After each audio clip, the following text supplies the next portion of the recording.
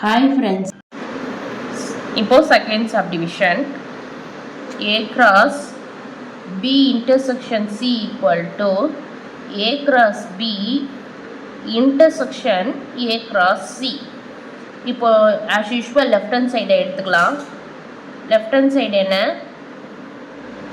A cross B intersection C. as usual first bracketல எடுத்து எழுதிக்கலாம். B intersection C, B ஓட value என்ன? 2, 3, 4. intersection C ஓட வேல்யூ என்ன? 3, 5. ஸோ இப்போ இது ரெண்டுத்துக்கும் காமன் டேர்ம் என்ன? ஏன்னா நம்ம ஏன் காமன் டேர்ம் கண்டுபிடிக்கிறோம்னா இன்டர்செக்ஷன் கொடுத்ததுனால.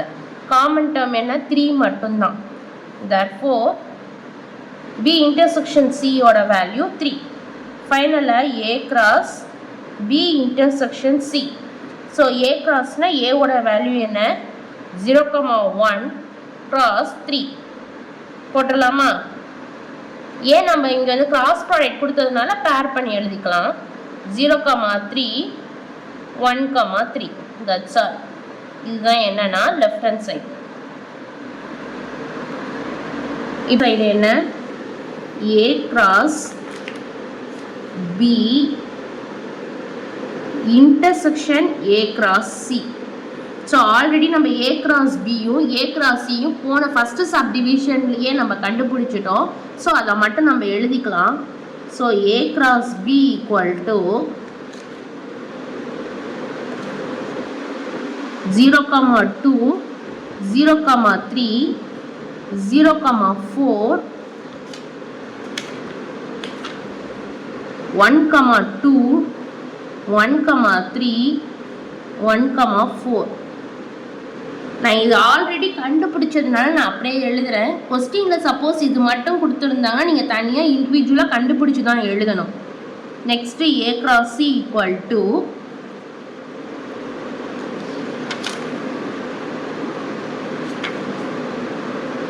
0,3 0,5 1,3 1,5.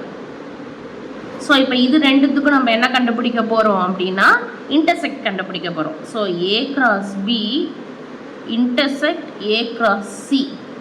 So that is equal to A cross B ஓட value 0,2 0,3 0,4 1,2 1,3 1,4 intersect A cross C ஓட வேல்யூ 0,3 0,5 1,3 1,5. ஸோ இப்போ இது ரெண்டுத்துக்கும் காமன் டேர்ம் என்னென்ன இருக்குன்னு பார்க்க போகிறோம். இதுலேயும் 0,3 இருக்குது, இதுலேயும் 0,3 இருக்குது. நெக்ஸ்ட்டு இதுலேயும் 1,3 இருக்குது, இதுலேயும் 1,3 இருக்குது. ரிமைனிங் எதுவுமே இல்லை. இதுதான் RHS. இப்போ LHSும் RHSும் செக் பண்ணிடலாம். LHSும் 0,3 1,3 தான் வந்திருக்கு.